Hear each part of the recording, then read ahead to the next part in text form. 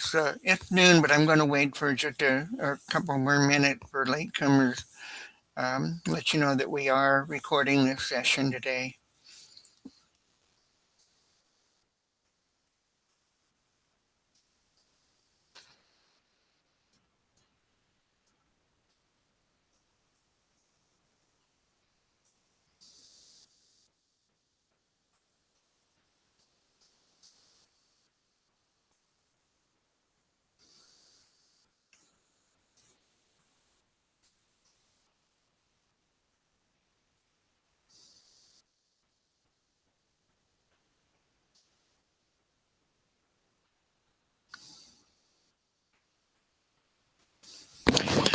We're going to wait a couple more minutes for latecomers, and then we'll get started. We are recording this today.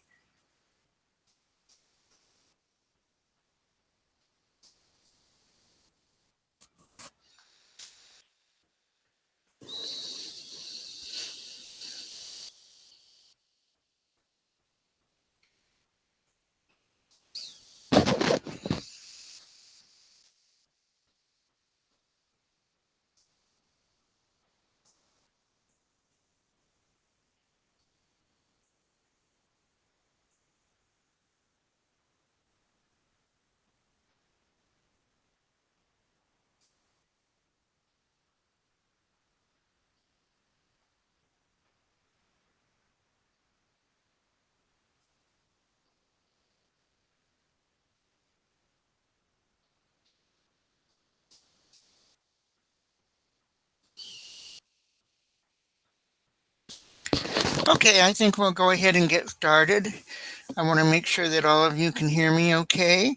Um, and that you can see the screen which says Valentine's on it in bright red. You'll don't stare at the red glare too long. You'll never red glare it all day long. Um, I'd like to welcome you to this month's Hour in the Archives.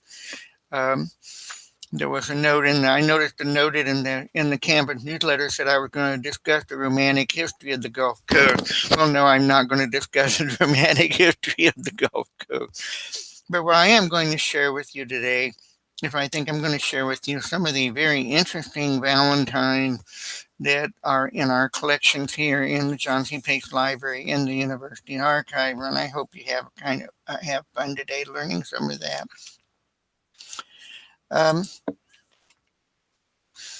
Now, I'm not going to go a great deal of time in the history of Valentine's Day. It's very complicated, but really by the end of the 15th century, in France, February 14th had become settled as St. Valentine's Day, and it's recognized as an annual feast day celebrating romantic love. Now, the earliest surviving Valentine on paper that we know of or we have found is a letter written by the Duke of Orleans, who wrote to his wife while he was imprisoned in the bleak Tower of London after the 1415 Battle of Agincourt. Now, the Duke of Orleans, Charles, the Duke of Orleans, lived from 1394 to 1465.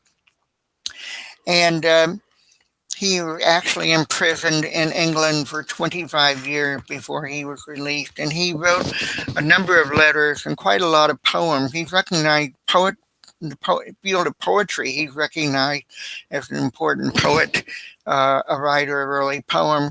And he wrote what we consider the very first Valentine that we can find. In the English translation is, God forgives him who has estranged me from you for the whole year. I am already sick of love, my very gentle Valentine.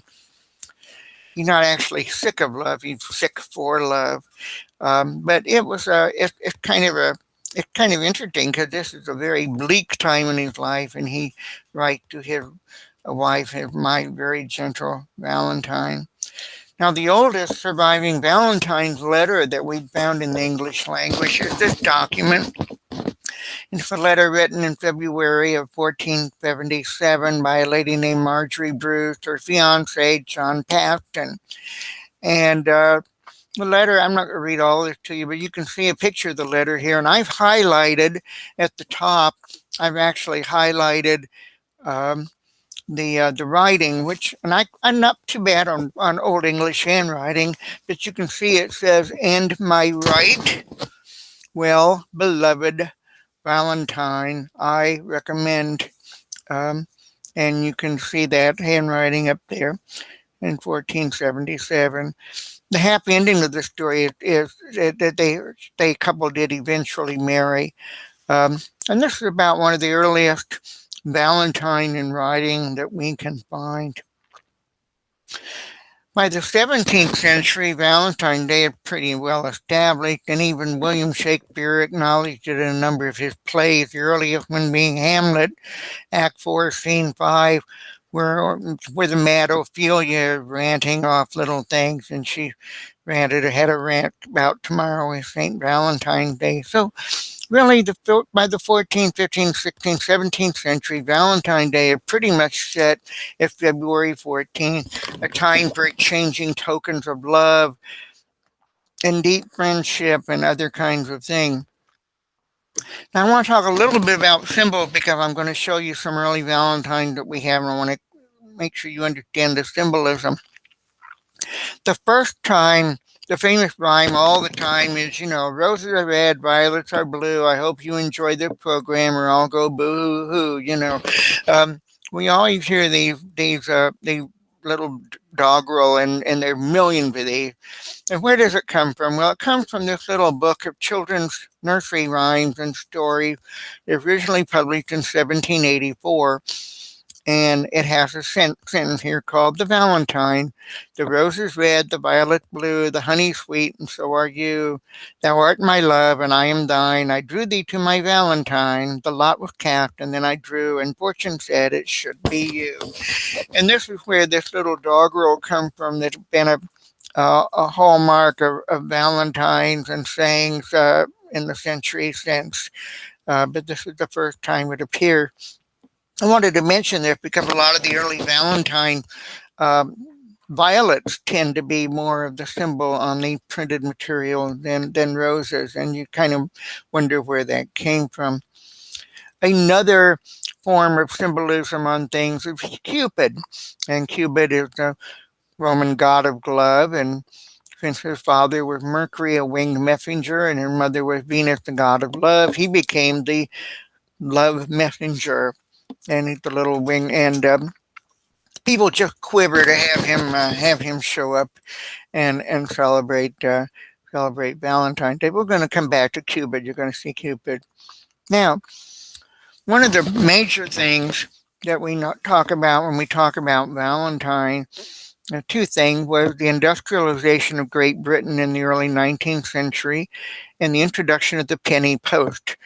Now, before 1840, the way you got a message from one person to another is there were private messenger services that you paid somebody to deliver something, or in many cases, there was a postal system. But in 1840, when the Great Britain introduced the postage stamp, the 1 penny postage stamp, that made it possible to prepay mailing of envelopes and all.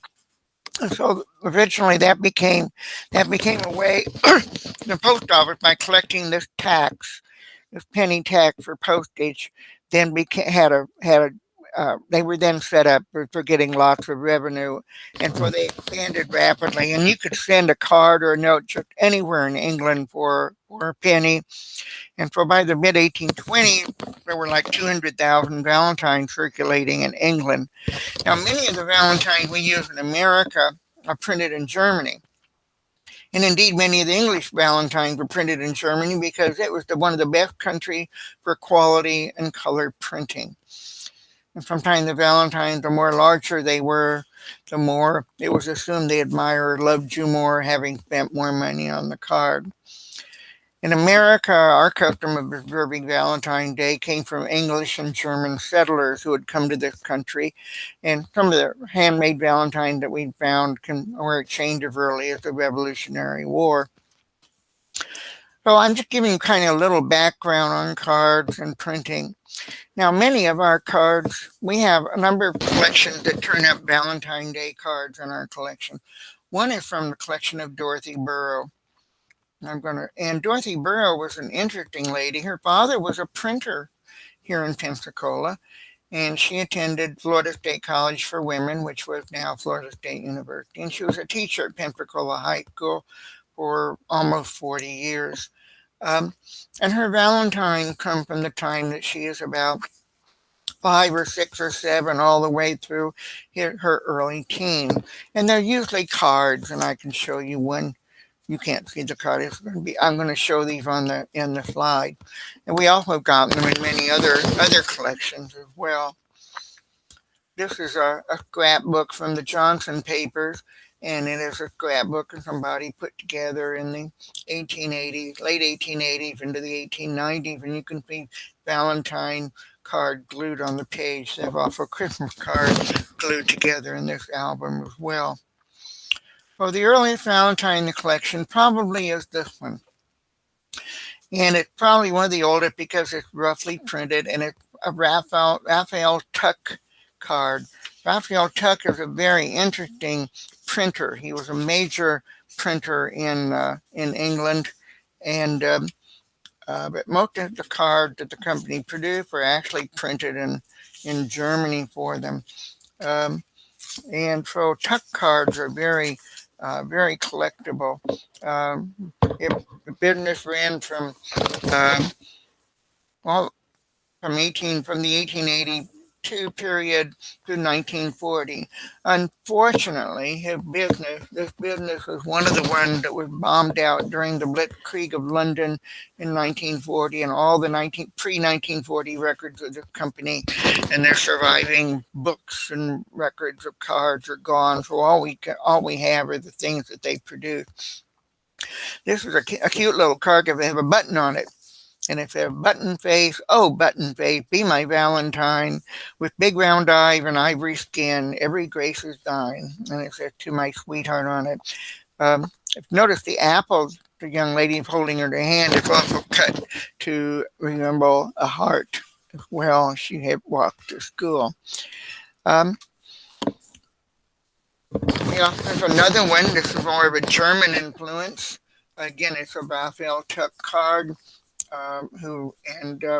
He had offices in London, Paris, Berlin, and New York. And again, it was printed in Germany. I'm not sure if a wonderful, friendly Valentine, but nevertheless, just give an example. This is one of my favorites in the collection. This is a fan. This folds out to be a fan. It was done around 1880. It's about 12 inches wide when you open it out as a fan. At the bottom on each fan, there's a little piece of gold writing, and they read when you read across, "Sweetheart, the flower bud and bloom and twine, like you round this fond heart of mine." These are very, very rare, and we actually have a book in the library that has a picture of one like it in black and white. Doesn't do it justice.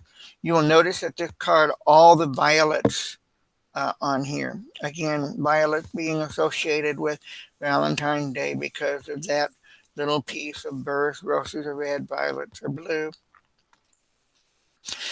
Now, this is a three-dimensional Valentine. An American publisher, Whitney, in Worcester, Massachusetts, began producing Valentine in the 1870s. And these are all little pieces with lace and different things. And I've got a picture showing you what the front of the card looked like to the person. And you notice way down at the bottom, the little tag that says "to the one I love." And I took a side picture so you can see how three-dimensional this card is. Now, these are very rare and they're very expensive for the time. And you have to know one other thing about these cards, and that is these were made by pasting pieces of paper together, and generally done with child labor. The child labor laws in England and America, you would have these factories and you would have all the children, they'd be cutting out these things. They would be gluing them on tabs and sticking them together and so forth. So these loving memento were produced sometimes under the most awfulest condition. the back of the card or inside the card, it says, "Why do I love thee?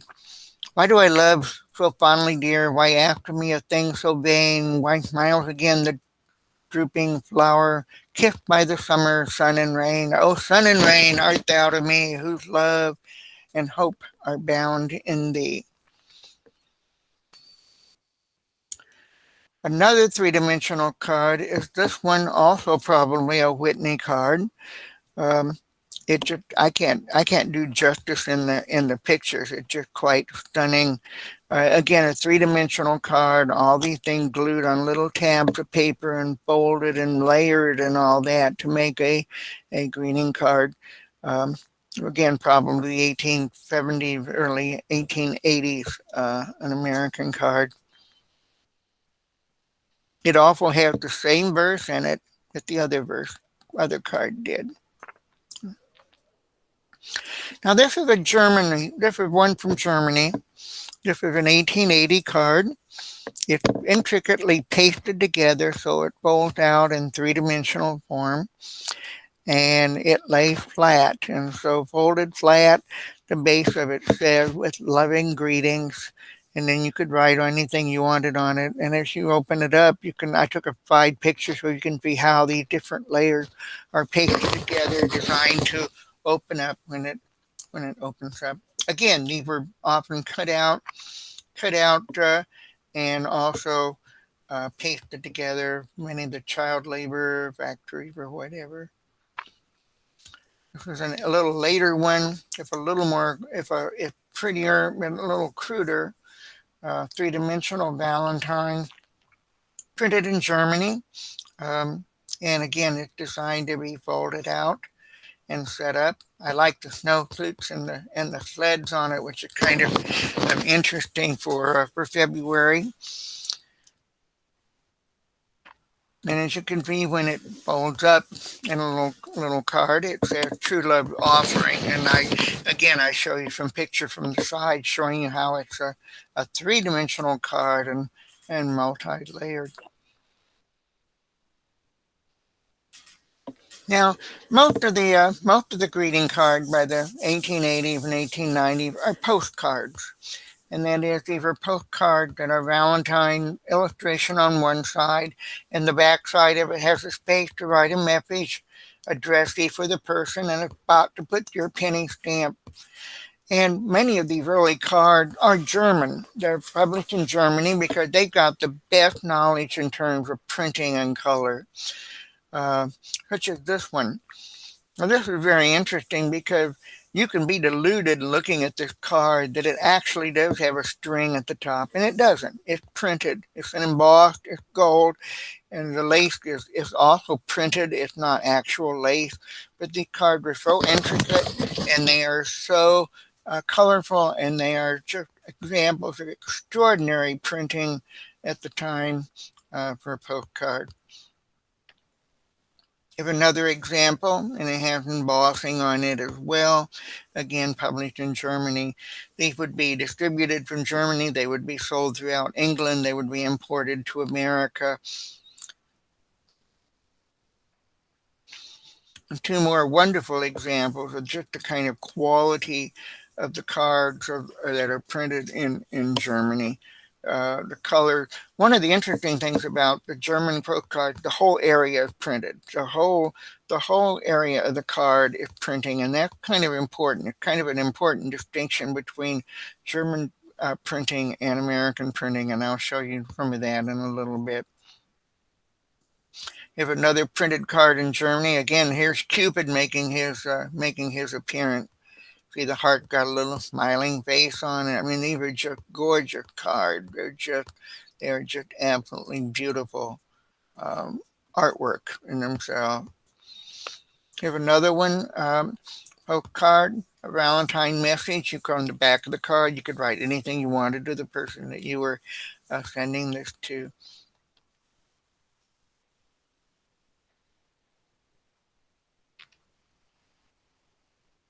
There's just no lacking of quality in these beautiful Valentines for the 1880s and into the 1900s. And this one actually on the back indicates when it was done. So it's 1907.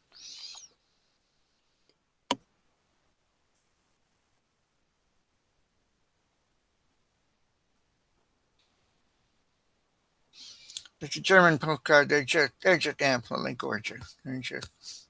You can't get around them. They're beautiful, beautiful artwork. Here's another one.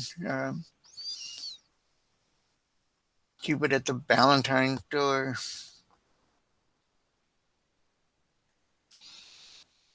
Beautiful kind of. We do call this the Victorian period, and they're just ornate, and they are just beautiful representation.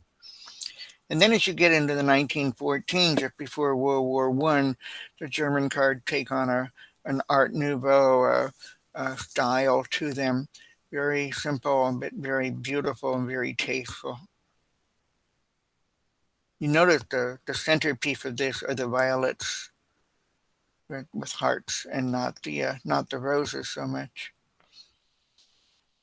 And here's another one, 1914, printed in Germany, basket weave design, and it just, I don't know, they're just beautiful, beautiful cards. Now, there's a period in these cards, and I've not been able to find much research on that, but there's a period of these cards when a lot of them have a Dutch theme. I call it the little Dutch girl, little Dutch theme.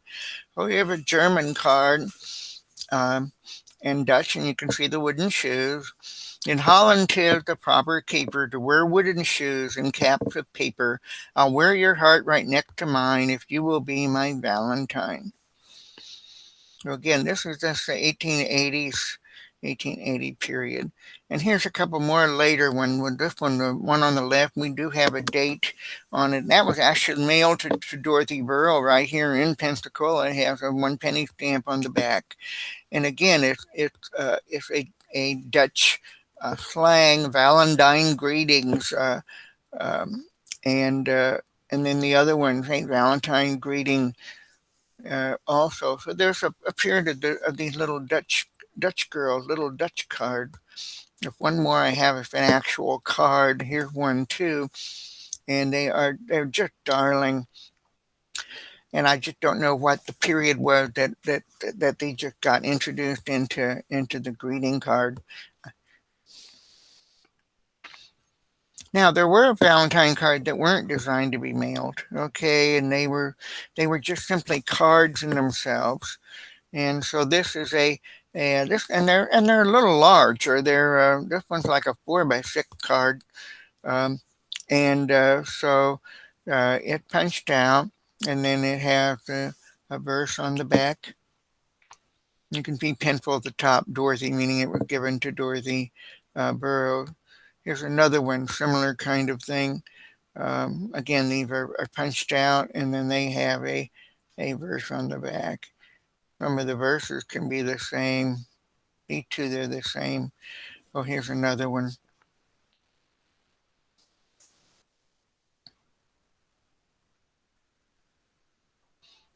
Now, American printing. I've talked about the German printing a lot, but this is an example of the American printing. And the American printing is rough.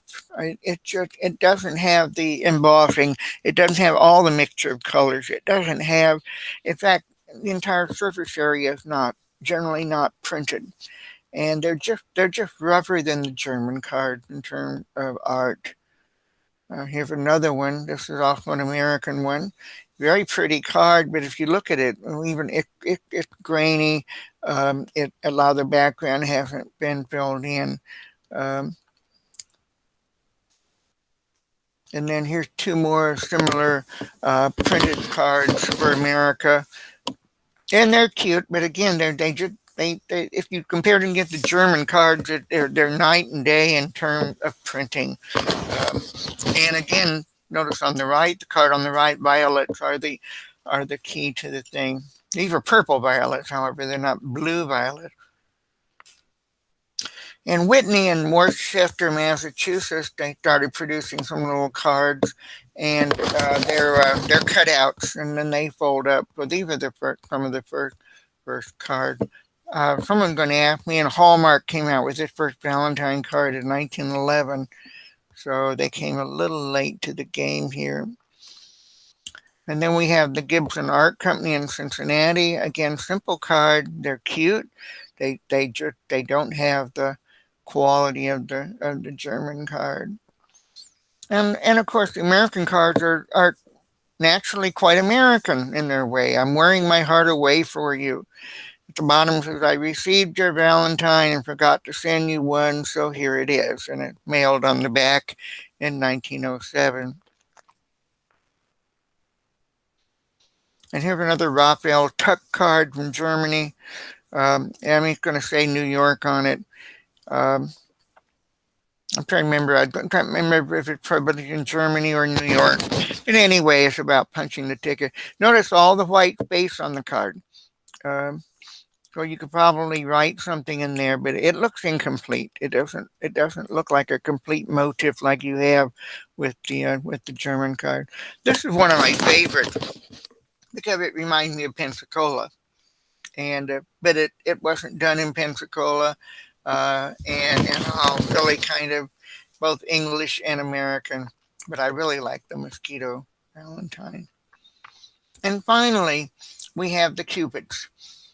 And the cupids are cute, and and these are actually stickers that somebody put on Valentine and stuck them on them. And if you flip them over the other side, you find out what absolutely is the end of my talk today on Valentine. And I hope you've enjoyed this. I must say I've never had a talk in with such an ending, and but that's some of the Valentines that we have in the collections, and kind of putting them in a perspective and what they are. If anyone have any question or comment?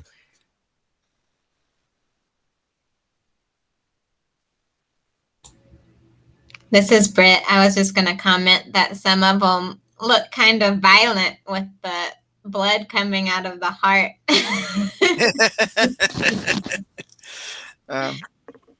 We have they're very interesting. They're very interesting cards. They're a lot of fun. Um, I don't know if any of you see me on your screen now. Yeah, we can see you. You can see me. All right. So I'll hold up one of the postcards. There it is. Well, I showed you this in the slide, but when I turn it around and show you the back of it, you can. There we go. You can see it's addressed to Dorothy Burrow. And a lot of people don't realize that if you lived in a city, all you had to do is write city on the card, and the post office knew it stayed in the city. It wasn't going to Milton or something like that. You know, so that's an example of the kind of the postcard. And there's a whole bunch of other cherubs, but I didn't put them up. But they're darling little creatures, if you will. And so any other questions or anything? So there's an example of what some of the Valentines that we have in our collection, and along the way they kind of tell us the story of use of the sweatshops and child labor, the kind of the history of printing and the Germany and the American printing, and so forth. So thank you all for coming today. We hope to see you next month on March 15th. We're going to be doing Pensacola's first female astronaut. This was a program we had set for September, and we got interrupted by Hurricane Sally, and then didn't have any power at the university. So we're going to have it on March 15th, same time, same place, and I look forward to seeing you there. Okay. Thank you all very much. Yeah, thank you. Thank you for coming. Okay. Bye bye.